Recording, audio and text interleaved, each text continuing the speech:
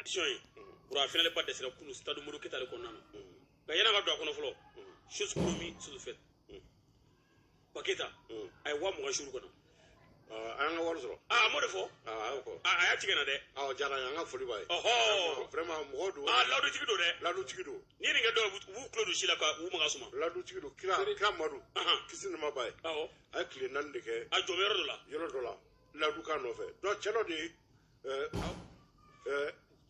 chelo de kwama ko sobe chelo la sala mete wi kira ma ka kira ka le kono kapita kana ka bina sansan kira e choka kono atikana kile sabana dafara kile nanna agati me ron fana kira so ma ko kira be alsa ma kunda do kira ko ke ma fona na kono ke kono be ma kunda do be ladu ka ne no fe mbeke de kono ya Allah akbar ako ke de ko ne sama fa kira ka le fona to na sama ala atubira wa ma yana do ha ladu kan kama ay ma yana do donc anga foli be Paketa ay la direct non une promesse est une dette au voilà c'est mo yana de bodo de c'est bien mon pied on do be ko Malik Traoré c'est Ivoirien u be bi d'avion ci mo kanu loge hotel kono ka kala ka musaka do kunu ka o décorer ka mede ni tableau d'honneur do muna amadi ci don wa ke babe fana be ka an suna su an sega na bolo sa de do finan ko na ma hina na teli an sega na bolo de c'est du manque de considération et le complexe. Qu'est-ce qu'on a plus fait pour le football malien? On sait que on a joué bien pour on a joué bien. On va voir jouer bien. Sambina ne veut pas la. Tu veux travailler bien. Et Kaloga bien. Kaloga bien. Maru Jara bien. Maru Jara bien. Bois Sumombe. Bois Sumombe. Baxi B. Baxi bien. Ni paye chokrobo ibura. Amanye de. Abura refne be. Non, ouais, bravo. Pour kunu mida angu mida dire ni makada kunjume kilinga ya da pour quelle raison? Malike munke mali bolotan. Bon, fona soro ni marché ndoge. Mu marché suku. Parce que Mali be canal lake. Absa marché ni ga dum fona soro do sinon ko on tala. Mais canal menteur way. On s'en fout du canal plus. Canal plus le munga mali bolotan. Vraiment kunu ka. Il y a soro ko manga shamana di en direct. Il va peut-être faire do ka a ci ou ka direction pour que akake symbolique. Mais canal plus be munike mali bolotan pour. Malik Traoré même munike mali bolotan. Non, voilà, c'est un manque de considération envers la presse sportive malienne. On va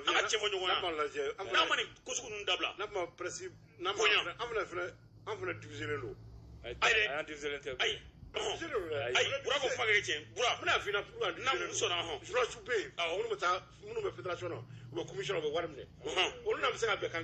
Très bien.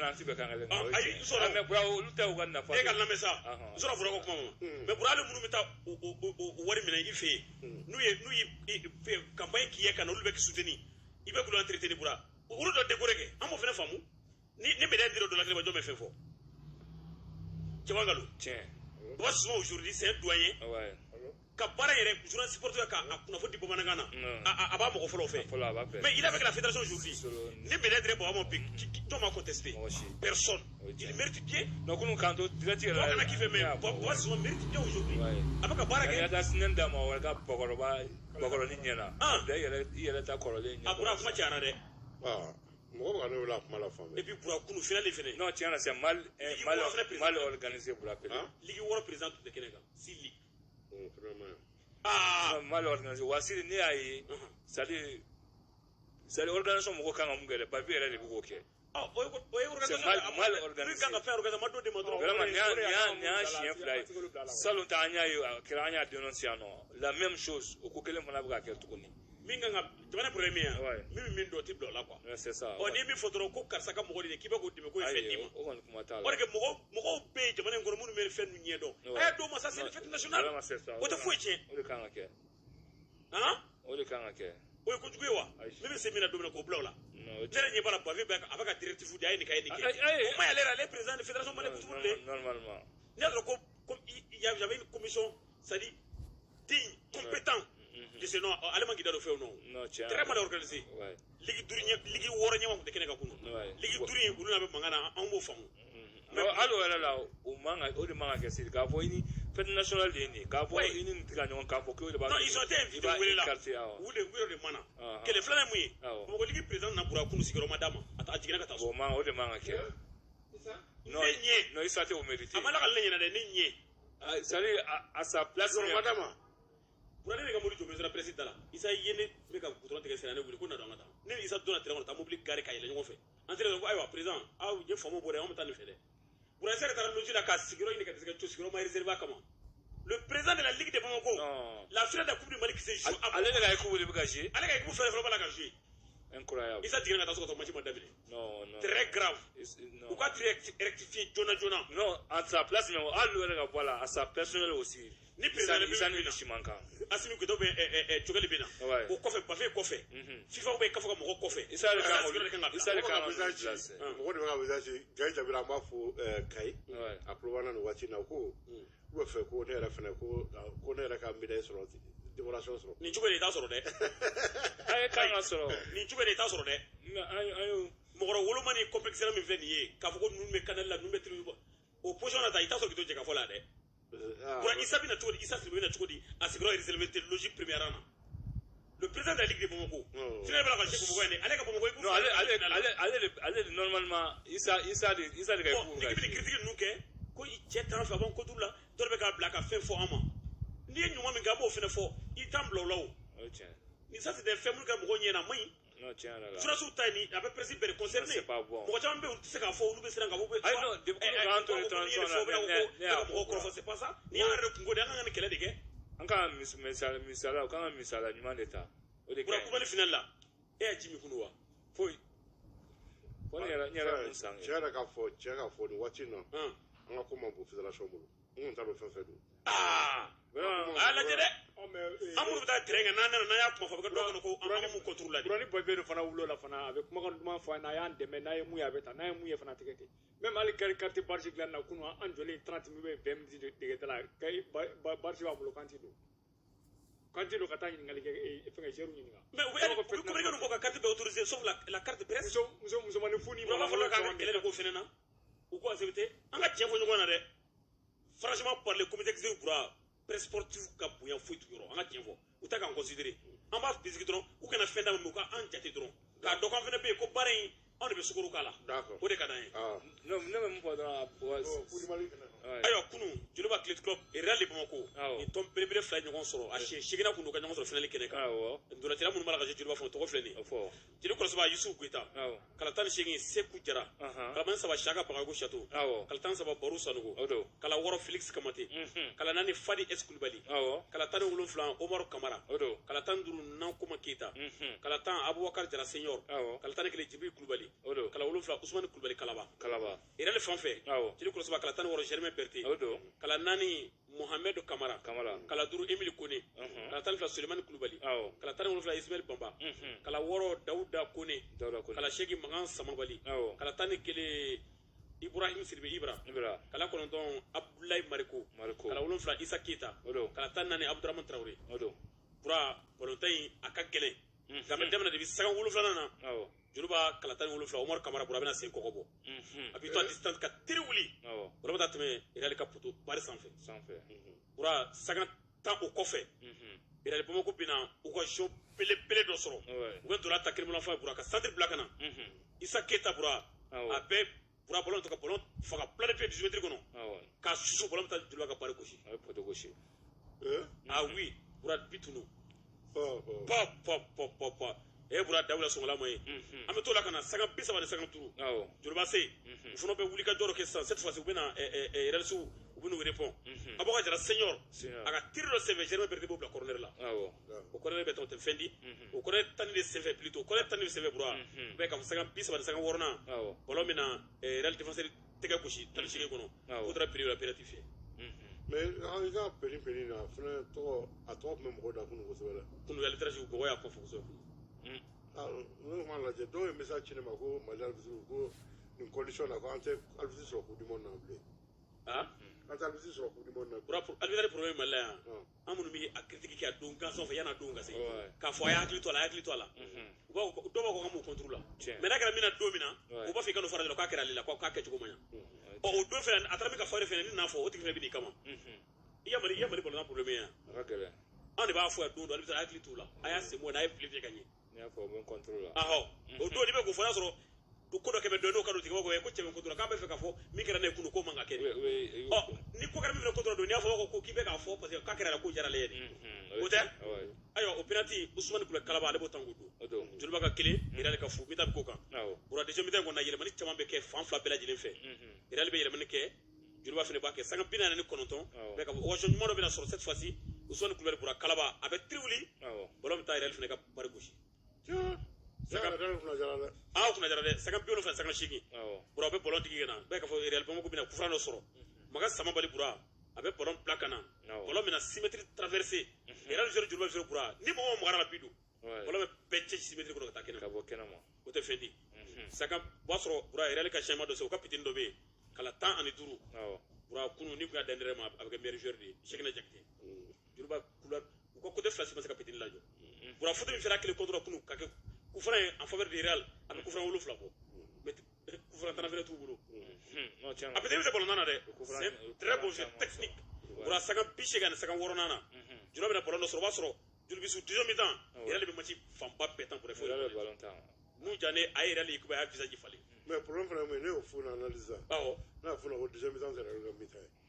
ye Real deuxième mi-temps kɛ joliba kan au contraire ni ko deuxième mi-temps min t'i ka mi-temps i tɛ bi don o kɔnɔ u ma bi don o de problème i tɛ bi don a kɔnɔ u ma bi don dɛ ni mi-temps min t'i ka mi-temps ye dɔrɔn hali n'i y'a dominer ka ko bɛɛ kɛ i tɛ bi don parce que segi a bi kelen don a bɛ siran dɔɔnin a bɛ jouer 4-5-1 bura n'u jara ka tɛmɛ ballon ta u b'a da duguma u b'a tisse n'u taara Real ka joliba ka bloc u b'u lasegin bura deuxième mi-temps bɛɛ kɛra o la a ma ɲɛ mɔgɔ sanga 80 ani sanga 6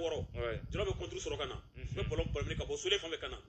Ousmane Kaba b'a tɛtɛ ka na di Amidou Sina kelen jɔlen ma a b'a ta k'i munumunu ka gwɛlɛ wuli ballon ti da Real ka jɔn kɔnɔ 2 ani 0 bura yɔrɔ de fɛnɛ na ko fɛnɛ hors jeu bura joueur ni bɛɛ bolila ka na Moro Samake kama a dɔ yɛrɛ 2 t'a la koyi premier assistant an kɛ ale fana fila taara la dɛ a fana y'a firifiri koyi a fana firifiri mais o cɛ man ɲa o yɔrɔ la gardien remplaçant Real fan fɛ rouge dira ale ma bura ballon yɛrɛ pantalon bɛ ka jigin sanga 50 ko sanga 4 fara kan joliba défenseur bɛna tacle da Real attaquant ɲɛ 18 kɔnɔ penalty maga sama bali ale b'o tan k'o di wɛrɛ nin ma joliba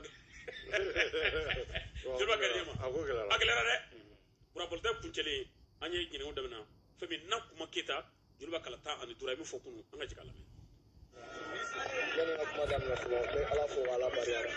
parce que ala de sababu y'a to an sera ka na ni finali an sera ka finali ta donc n bɛ ala fo n'o bɔra yen nɔ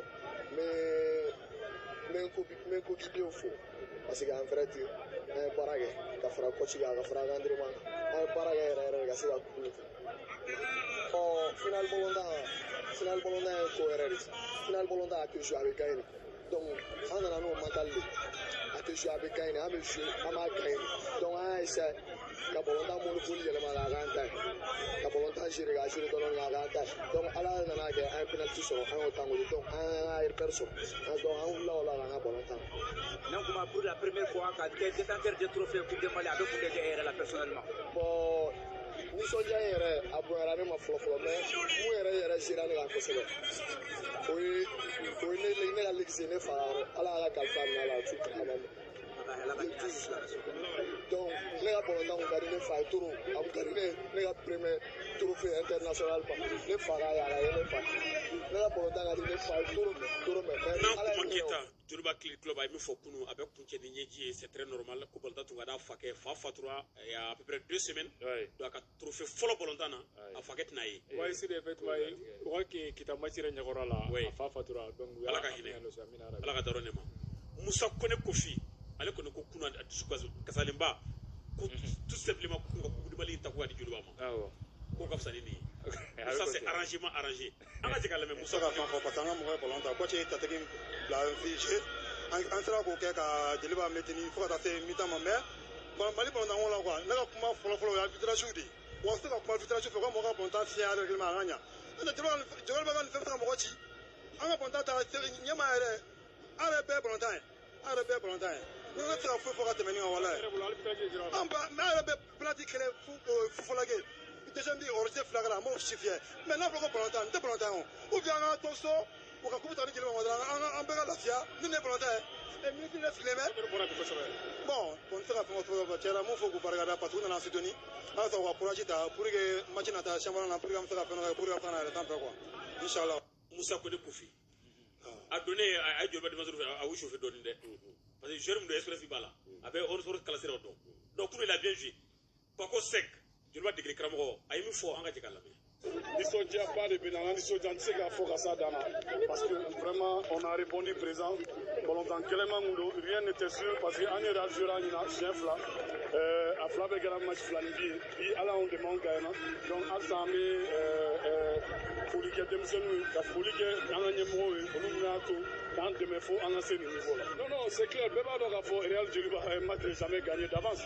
Pour qui connaît les réalités du match Real Djeliba, c'est des matchs très très difficiles. An b'a dɔn k'a fɔ mun ka gɛlɛn o ye ka bi don. On a montré aussi qu'on est très très coriace derrière. On a une défense de fer capable de garder un but jalousement. Et il faut qu'on a assez pendant temps là-bas. On a réussi à marquer un deuxième but. Je dirais bien bravo aux deux équipes.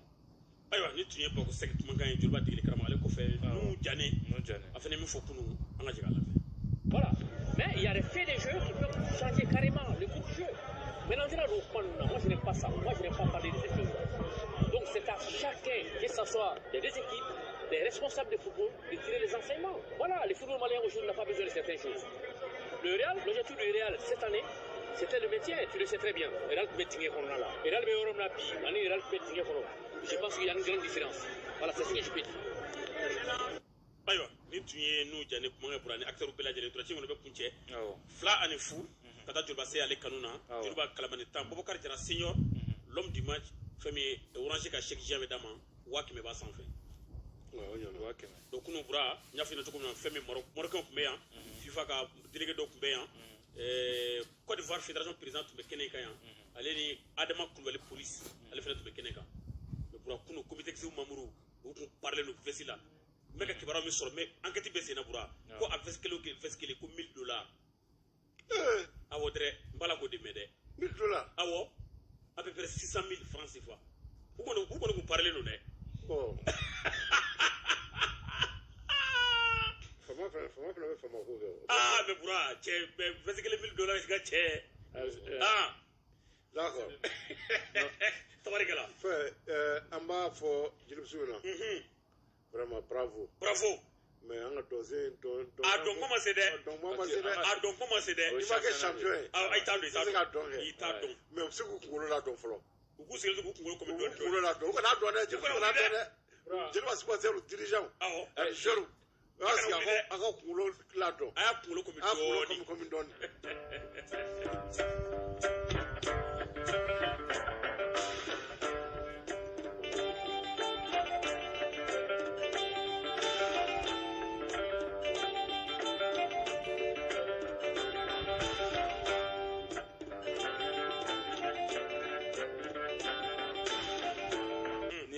comportement de ma y'an ka balontan na waati bɛɛ kosɛbɛ balontanmɔgɔw b'a fɛ kɛ balontanaba ye Sidi ka baara tɛ kɛ ye u ka kɔsi sportif u k'a bonya kelen-kelenna bɔra an bɛ n tɛgɛ ɲɛsin Sidi Real capitaine ma capitaine Jala dilen don ale yɛrɛ mun ma kunun n'alibitiriw kɛra maa dɔ ye a tun b'a gɛn rouge la n'i gɛnna rouge la a bɛ kɛ mago sa de bon an ka balontannaw caman de b'a kɛ c'est-à-dire u tɔ ka dirayi dɔ kɛ terrain kɔnɔ ka alibitiri ma fɛ ka alibitiri dɔgɔ hali ni alibitiri ma ɲi anw bɛ k'a fɔ mais balontanna i kan ka alibitiri bonya a to k'i ka fili fiyɛ parce que n'a kuma kungo yɛrɛ a kɛwale yɛrɛ mun kɛ surtout ale capitaine tɔ vraiment a cɛman ye nɔ ne b'a fɔ balontannaw bɛɛ de Sidi ne b'a fɛ ka kɛ balontanna ɲɛnama ye code sportif i k'a bonya voilà a leçon a k'a di balontannaw ma le code du sportif siga t'a la an y'o fɔ awɔ tout sportif bɔra kunu jama bɔra dɛ maa ba 20 de tun bɛ kunu terrain na jama bɔra 22 000 spectateurs non jama bɔra jama bɔra jama bɔra a banna championnat national an b'o ouais bura fɛn min kurumani ale kun cɛra pewu ɲina bɛɛ bɛ ka fɔ championnat national a tɔ tora tile damadɔ tile 31 na ntoraju fana daminɛna a bɛ tile damadɔ ɲɔgɔn